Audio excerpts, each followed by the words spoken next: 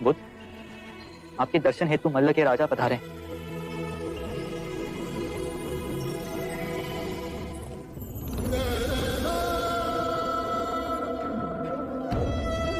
बुद्ध, इस मिट्टी से बने घरों के गांवों को आपकी उपस्थिति ने पावन कर दिया।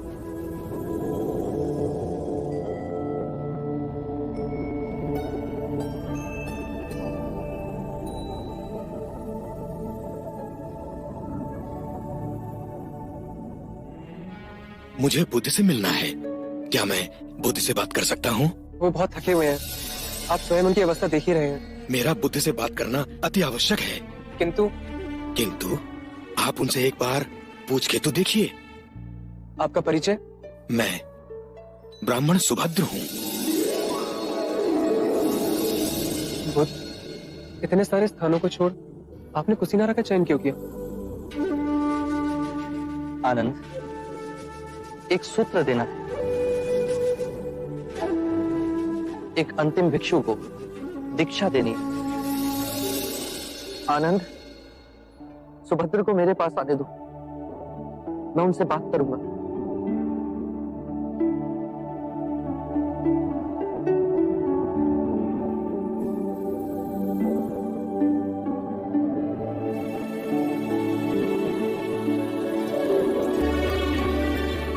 प्रभु, आपके ज्ञान की ओर मैं हमेशा आकर्षित हुआ, परंतु आपके दर्शन आज बड़े सौभाग्य से हुए। क्या प्रश्न है तुम्हारे सुभद्र?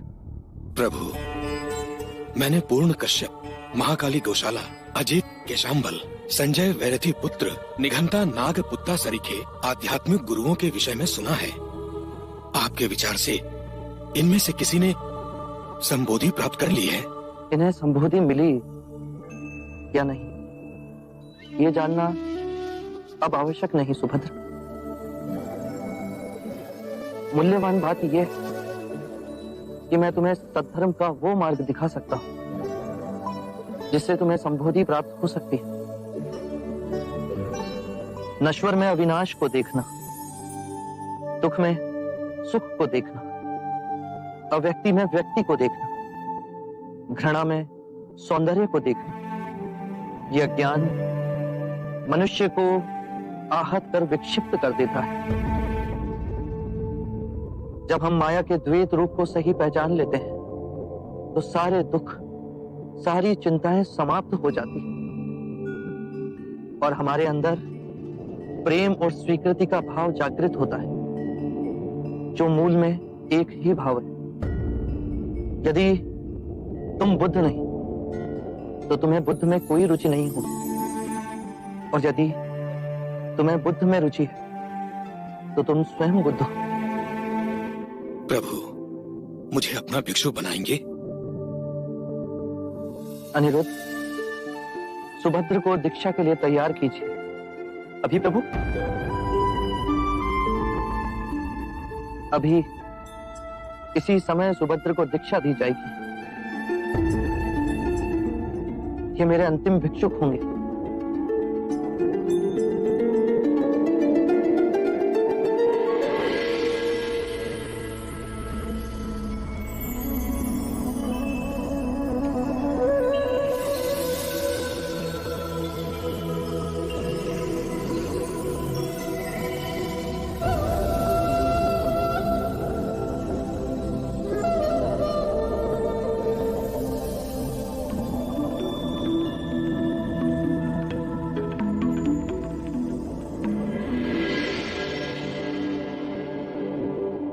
सुभद्र, जागने की क्षमता बुद्ध है। अपने अंतर बुद्ध को जगाना है। बुद्धम शरणम गच्छामि।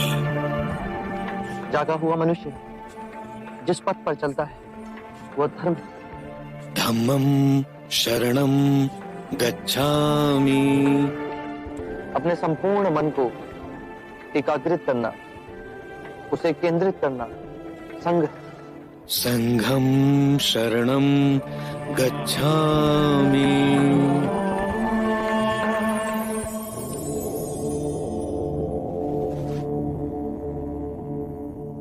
मेरे प्रिय भिक्षु, यदि धर्म के मेरे मार्ग में कोई भी संशय, कोई भी जटिलता है, तो यही समय है पूछने का। इस अवसर को ना गंवाना। जो भी प्रश्न आप में से किसी के भी मन में, तो इसी समय मुझसे पूछ लो। बाद में आपको ऐसा ना लगे कि मैं बुद्ध के समक्ष था, परंतु उनसे पूछ ना सका।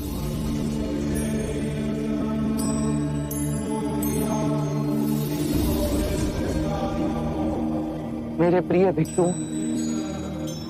यदि मार्ग में कोई भी संदेह तो उसका निवारण करो।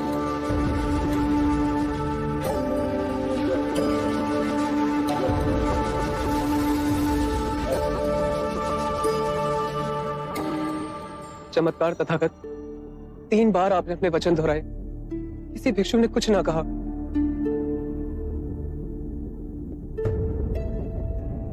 मुझे विश्वास है भिक्षुओं पे, मुझे विश्वास है संघ पे। सबने तथागत के सूत्रों को पूर्णतः समझा। किसी के हृदय में आपके दिखाए परम ज्ञान के मार्ग के प्रति कोई संशय, कोई जटिलता नहीं। उस पे चल सब निर्वाण को प्राप्त होंगे। आनंद, तुम अपने विश्वास की बात करते हो, किंतु मैंने अपना जीवन पूर्ण ध्यान से जिया। मैं जानता हूं कि यहां बैठे सभी भिक्षुओं को त्रिरत्नों में गहन निष्ठा है, और जिस भी भिक्षु ने सबसे कम साधना संपन्न की, वो भी इस निर्वाण की नदी से जुड़ गए।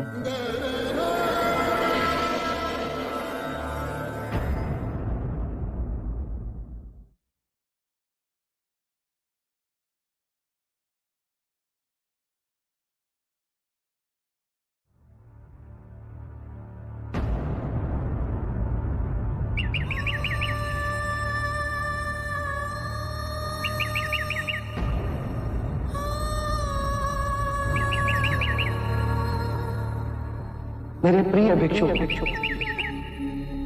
ये मेरी अंतिम दीक्षा।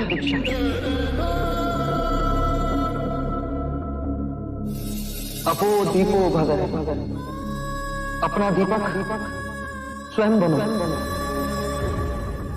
जागो और धर्म के पथ पर चलो। अपने अंतर के संग को साधो। स्वयं अपनी शरण में जाना, किसी और को ना खोजना।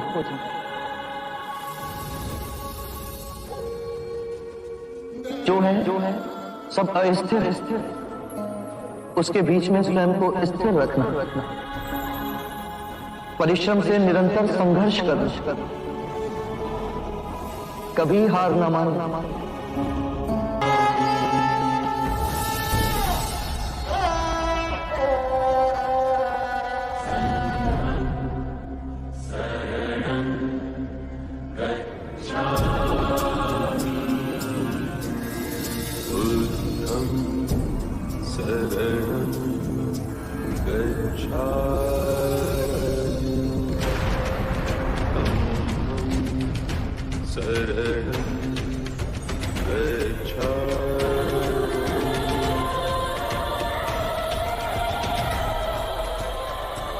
बुद्ध महापरिनिर्वाण को प्राप्त हो चुके हैं।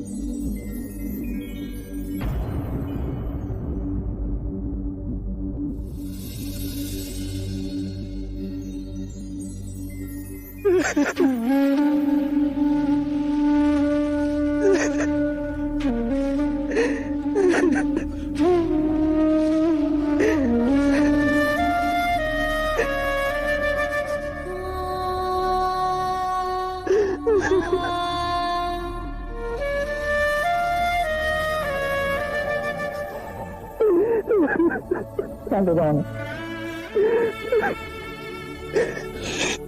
मैं बुद्ध का उत्तरदायित्व संभालना है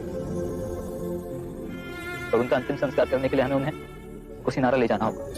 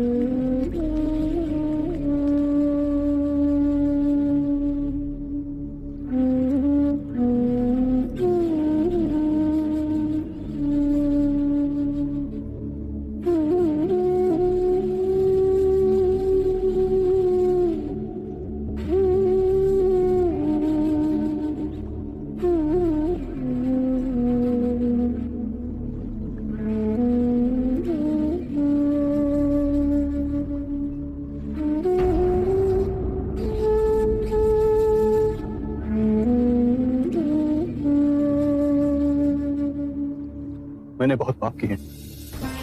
एक ग्लानि की पीड़ा से मुझे छुटकारा चाहिए। यदि ग्लानि तुम्हें दबोचे हुए है तो उसके कारण बिंदु तक पहुंचो।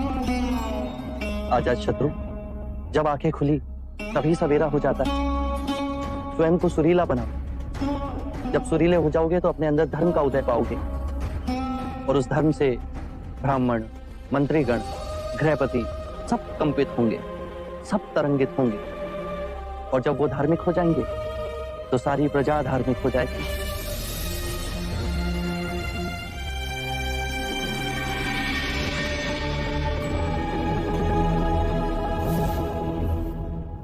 ये तो आस्तिक मुनि के शिष्य नारद है।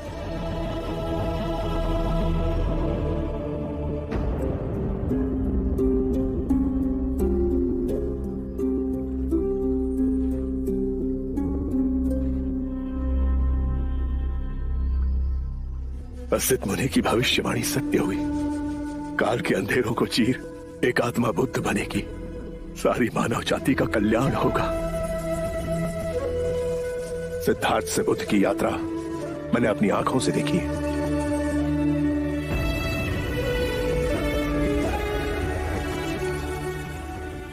जहां जहां ये चरण पड़े वहां धरती सौभाग्यवती हुई।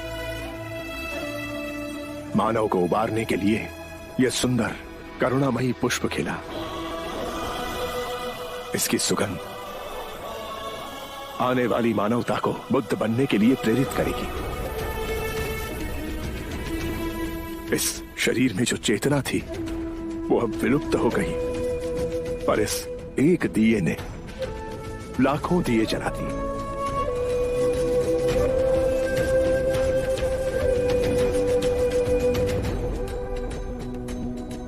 पूर्ण संसार का अहोभाग्य बुद्ध कुछ समय हमारे साथ पधारे।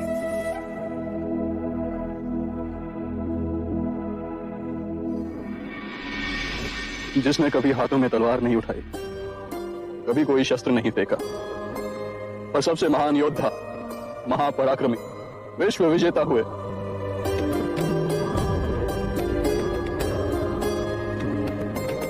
एक नए समाज का आह्वान करने वाले महिमामय बुद्ध।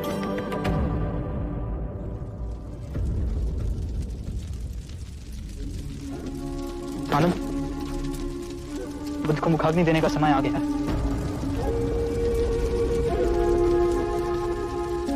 ये अधिकार तो महाकश्यप का है। काश वो यहाँ पे होते। वो देखो महाकश्यप आ गए।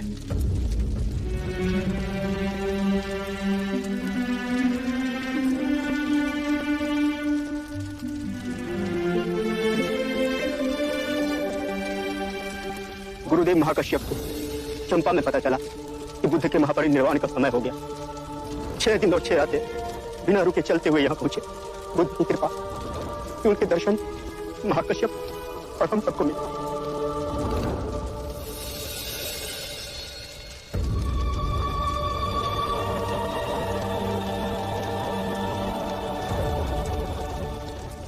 जितनी सुंदर आपकी आभा है, नाम भी उतना ही सुंदर होता है। मेरा नाम सिद्धार्थ गौतम है।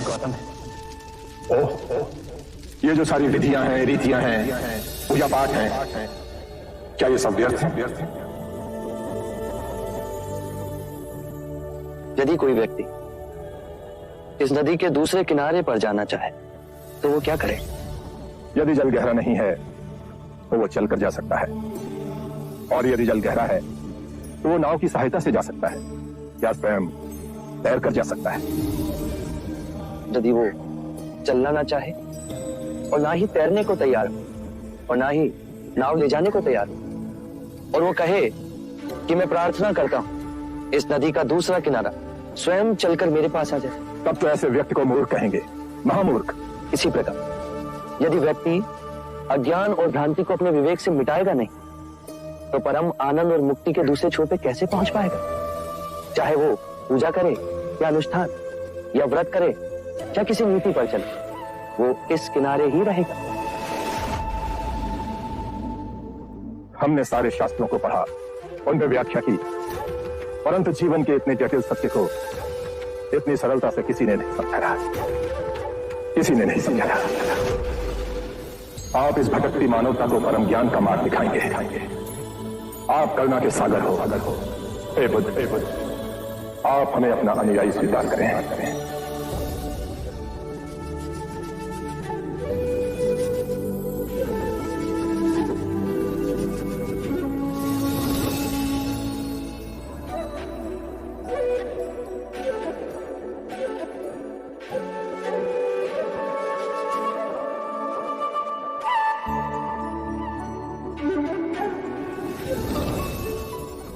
मेरे परम गुरु, मेरे आराध्य, मेरे भटकते जीवन के नाविक, आपको शत शत प्रणाम।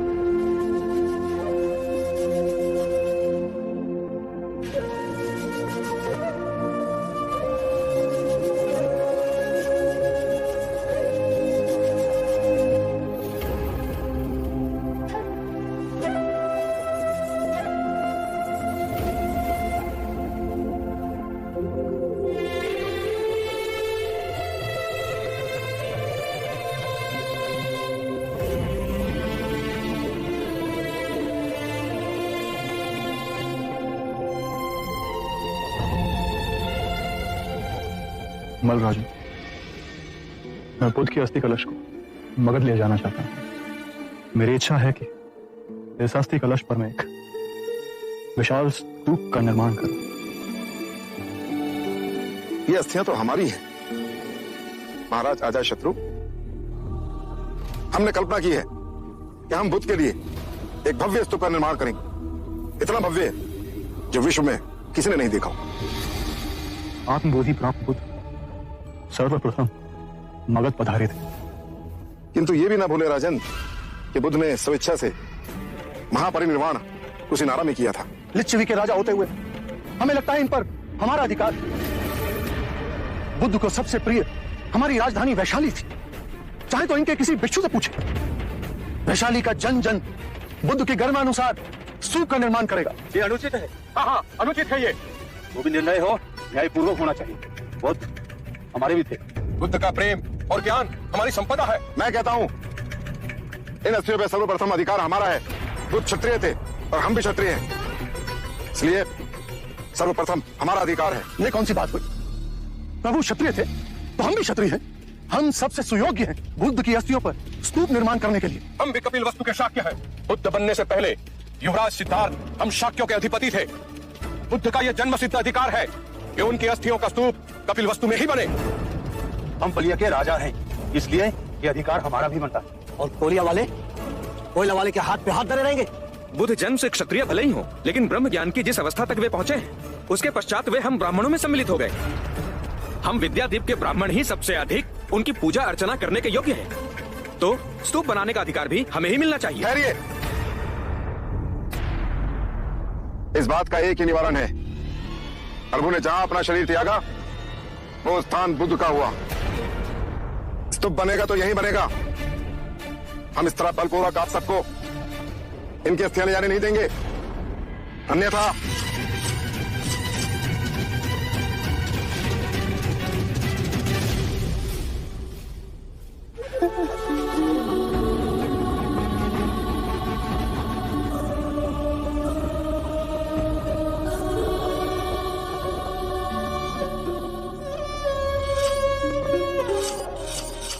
आप सब हमें क्षमा कीजिए। हमें इस पावन स्थान की गरिमा का भी ध्यान नहीं रहा। हमें सद्बुद्धि देने के लिए मैं आपका आभारी हूं, किंतु इस विवाद का हल इतनी आसानी से नहीं निकलेगा।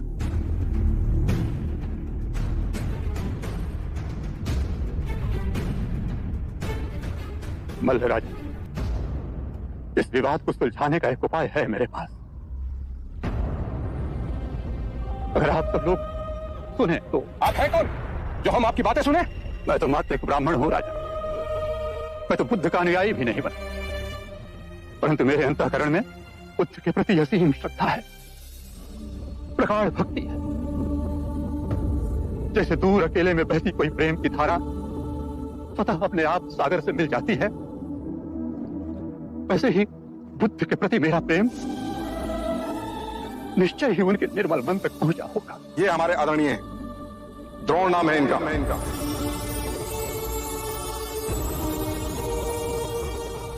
इतने सारे स्थानों को छोड़ आपने कुशीनारा का चयन क्यों किया? एक अंतिम भिक्षु को दीक्षा देनी, और ब्राह्मण द्रोण भी यहां रहते हैं। वो हर उठे हुए विवाद को सुलझाएंगे। मुझे स्पष्ट कर कहिए बुद्ध। आने वाला समय सब स्पष्ट कर देगा। क्या हुआ ना? बुद्ध ने समय से आगे जा कहां कहां तक देखा। बुद्ध की कही एक एक बात करती हुई। कहिए द्रोण, हम सबको इस परिस्थिति से निकालने के लिए तुम्हारे पास क्या सुझाव? राजन, बुद्ध ने तो सदैव शांति और स्नेहशीलता का संदेश दिया है। ऐसे विशाल व्यक्तित्व के अस्थियों के लिए आप लोग इस प्रकार से आपस में कलह करें, यह उचित तो नहीं है। अभी तो उनकी चिता की राख ठंडी भी नहीं हुई है, और आप लोग इस प्रकार का इस पवित्र भूमि पर विवाद कर रहे हैं। राजन, आप सब लोग इस देश के 8 बलशाली राजा हैं। मेरी प्रार्थना है कि इस समस्या का निदान आप लोग बुद्ध के दिखाए मार्ग के अनुसार ही करें। मेरा विचार है कि आप 8 राजा बुद्ध की अस्थियों को 8 भागों में बांटें। मल्ल राजा, मगध नरेश, वैशाली के राजा, कपिलवस्तु के राजा, पावा के राजा, अलकप्पा के राजा, रामगामा के राजा, पिठादीप के राजा, आप सब बुद्ध के लिए एक नहीं, अपने अपने स्थानों पर अलग अलग 8 स्तूपों का निर्माण कीजिए। 8 भव्य स्तूप जो बुद्ध की वाणी और उनकी स्मृति को समस्त संसार में व्याप्त कर दें। उचित निवारण किया आपने। द्रोण, इस समस्या को सुलझाने के फलस्वरूप आप भी बुद्ध की अस्थियों का एक भाग ग्रहण करें। मैं अनुग्रहित हुआ महाराज।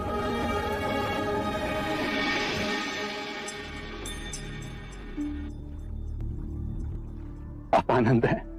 आपके प्रेम और निष्ठा की चर्चा तो आज कण कण में व्याप्त है। आप द्रोण हैं। आप आएंगे इसकी सूचना पहले ही बुद्ध से मिली थी। मैं ही अज्ञानी समझ ना सका। लाई, यह अस्थि कलश हमें दे दीजिए। हम इसे 9 भागों में बांटें। राजगृह में मगध के राजा इस पर स्तूप बनाएंगे। वैशाली में लिच्छवी नरेश स्तूप का निर्माण करेंगे। कपिलवस्तु में शक के राजा इस पर स्तूप बनाएंगे। अलकप्पा में बलिया के राजा स्तूप बनाएंगे। रामगामा में कोलीय राजा स्तूप बनाएंगे। पिठादीप में पिता जनमानस स्तूप का निर्माण करेंगे। मल्ल राजा कुशीनारा और पावा में स्तूप बनाएंगे।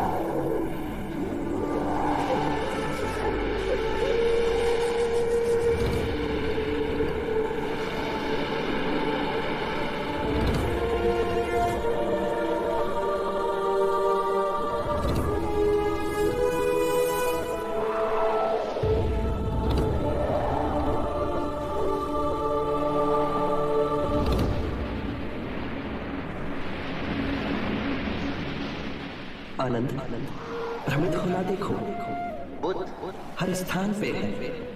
इस पतले में, नदी के इस बहाव में, इन सूर्य की किरणों में, तुम्हें छूती वायु मेरा आशीर्वाद ही तो है आनंद। मैं इस मिट्टी में भी बसा हूं।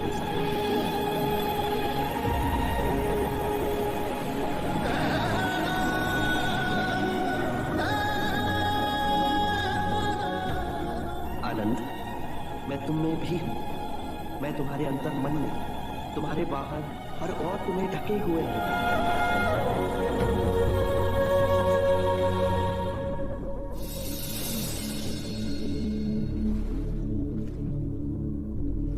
लोग कहते हैं पानी पे चलना या वायु पे चलना चमत्कार है। बुद्ध ने कहा कि वाम मी सुतम, सबसे बड़ा चमत्कार ना पानी पे ना ही वायु पे चलना है, अपितु पृथ्वी पे चलना है।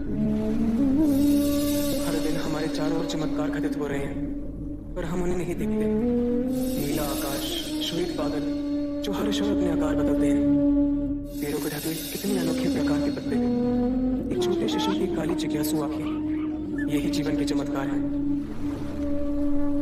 बुद्ध के प्रेम और करुणा को दिखाए मार्ग पे फिर असंख्य शुद्ध आत्माएं चल पड़ी। ये पैरों के निशान भारत से Sri Lanka, Nepal, Tibet, China, Myanmar, Indonesia, Vietnam, Japan और फिर विशाल सागर की दूसरी ओर अमेरिका में उभरते हैं, पृथ्वी को अपनी बाहों में समेटते हैं। 2500 वर्ष पहले बुद्ध इस पृथ्वी को आनंदित कर गए। उनकी उपस्थिति आज भी है और अनंत काल तक रहेगी। अपो दीपो भव, अपना दिया स्वयं बनना, अपने बुद्ध को पहचानो, जागो और धर्म के मार्ग पे चलो, अपने अंतर के संग को साधो। अपनी शरण में जाना, किसी को ना खोजना। जो है सब अस्थिर है, उसके बीच स्थिर रहना, परिश्रम से निरंतर संघर्ष करना।